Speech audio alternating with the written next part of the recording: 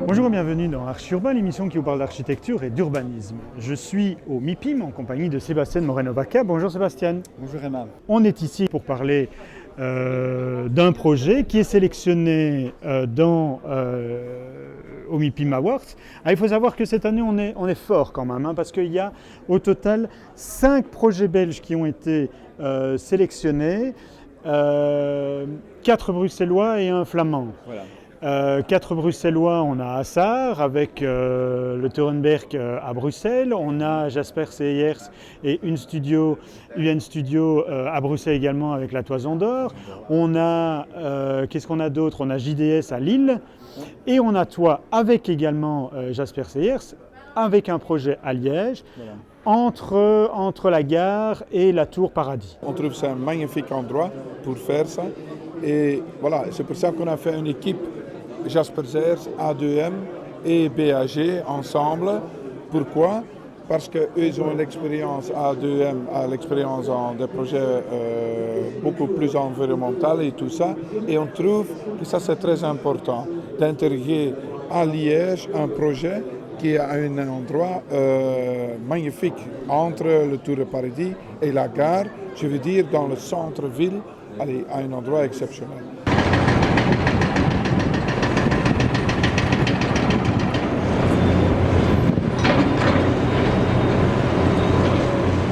Jean-Yves, tu travailles au bureau d'architecture Greysch. Est-ce que tu peux expliquer un peu ton implication dans le projet de Paradis Express ?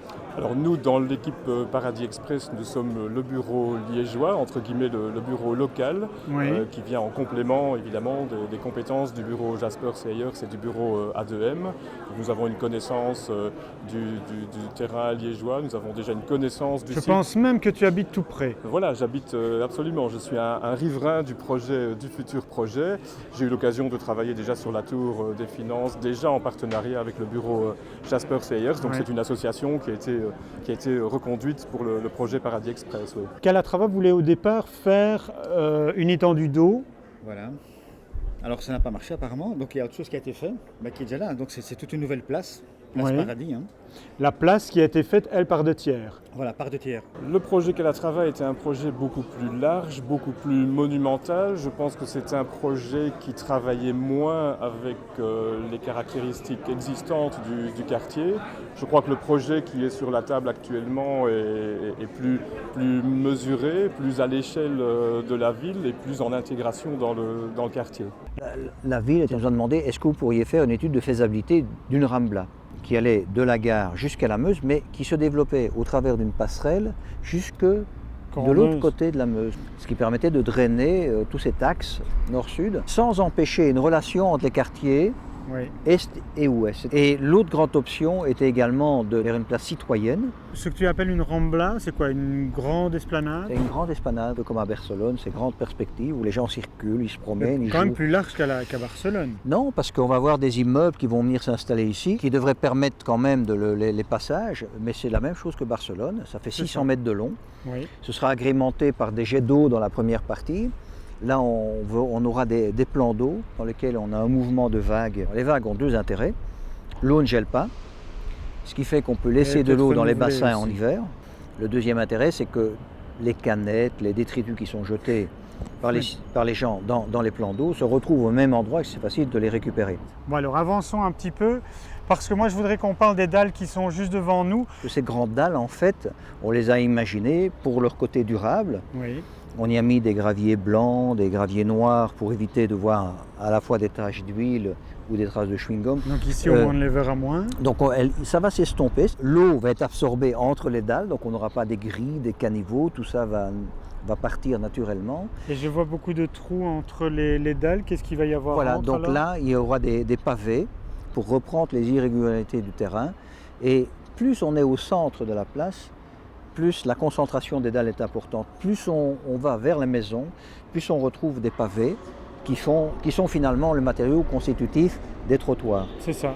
Alors c'est très intéressant ces grandes dalles parce que quand vous tirez une valise sur roulette, ou bien lorsqu'un chézard se déplace, il n'y a pas tous ces chocs comme vous les avez sur un trottoir de pavé. C'est beaucoup plus agréable, c'est antidérapant, ça ne glisse pas. On va avoir des îlots végétaux et des pelouses d'ailleurs sur lesquelles on pourra s'étendre. L'idée c'est de retrouver en ville la qualité de la campagne. Est-ce que le petit bâtiment qui reste là tout seul, qui sera à côté de Paradis Express, il va rester ? Alors ce bâtiment actuellement a été enlevé de la liste de sauvegarde sur laquelle il avait été placé. Ah merde. Donc en principe ce bâtiment doit disparaître, mais je pense qu'il y a un peu d'émotion au sujet du destin de ce bâtiment dont la ville de Liège a la gestion. Mais il faudrait peut-être le déplacer ailleurs. Il est un peu bizarre mis. Il a déjà été déplacé parce qu'il faut savoir que c'est un bâtiment du début du XXe siècle qui a été réalisé au moyen de matériaux de bâtiments plus anciens. Donc il n'a pas fait l'objet d'un classement, il n'a jamais été classé sur la liste du patrimoine. Donc ce sont déjà des éléments d'architecture préexistants qui ont été déplacés. Donc on pourrait tout à fait imaginer un second déplacement. Mais là c'est la ville de Liège qui a la gestion de ce bâtiment, oui. Il y a pas mal d'architectes stars, ou très très bien franchement, qui sont partout. De Calatrava, il y a la tour de Jaspers, il y a Rudy Ricciotti, il y a Oma qui va faire un projet un peu plus loin, on a Ron Arad qui a fait les mégacités. Donc on a un catalogue de grands bureaux. Dans cet ensemble de projets apporte une composante très importante qui est la composante logement, parce que le grand intérêt de ce genre de quartier, c'est de pouvoir mêler... C'est quand même qui vit. C'est que le quartier continue de vivre, apporte une diversité à l'échelle du quartier et apporte un fondamental de logement qui est très important. La ville de Liège est en train de développer ses nombres de logements, il y a des prévisions de nécessité de logement qui sont là, et le projet de Paradis Express apporte un nombre non négligeable mais de c'est un vrai écoquartier quand même à l'intérieur du centre de Liège quand même. Ça c'est quand même important. Absolument, c'est important de développer des logements de bonne qualité avec un équilibre environnemental intéressant. Il y a d'autres projets qui vont continuer à se développer dans la zone parce que ce qui est intéressant, c'est que ce sont des impulsions qui donnent aussi, ici nous sommes sur une promotion très importante, mais depuis la Tour des Finances, depuis la gare même, mais je pense surtout depuis la Tour des Finances et maintenant notre projet Paradis Express, il y a aussi d'autres marchés de promotion, peut-être à plus petite échelle, mais qui permettent de continuer la rénovation et d'amplifier la rénovation urbaine de la ville de Liège. On veut juste avoir un projet qui est ouvert pour tout le monde, avec des jardins intérieurs qui sont des jardins semi-publics, que aussi il y a une liaison entre les différents quartiers qui passent à travers le projet, et ça a été très important pour nous d'être très ouverts et d'avoir un projet qui s'intègre bien dans le tissu urbain, qui est un tissu à cet endroit très public, parce qu'il est le passage entre la gare, par le passerelle qui est fait par BAG, vers l'îlot central, vers les médiacités.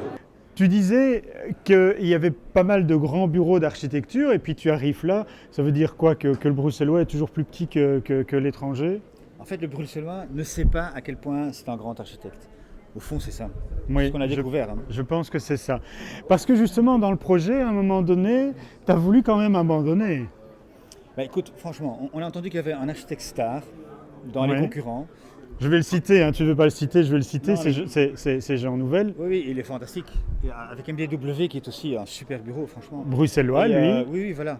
Donc nous on s'est dit, bon, si Jean Nouvel vient, en tout cas, il est bien, waouh. Tu n'as aucune chance. Ah oui, voilà.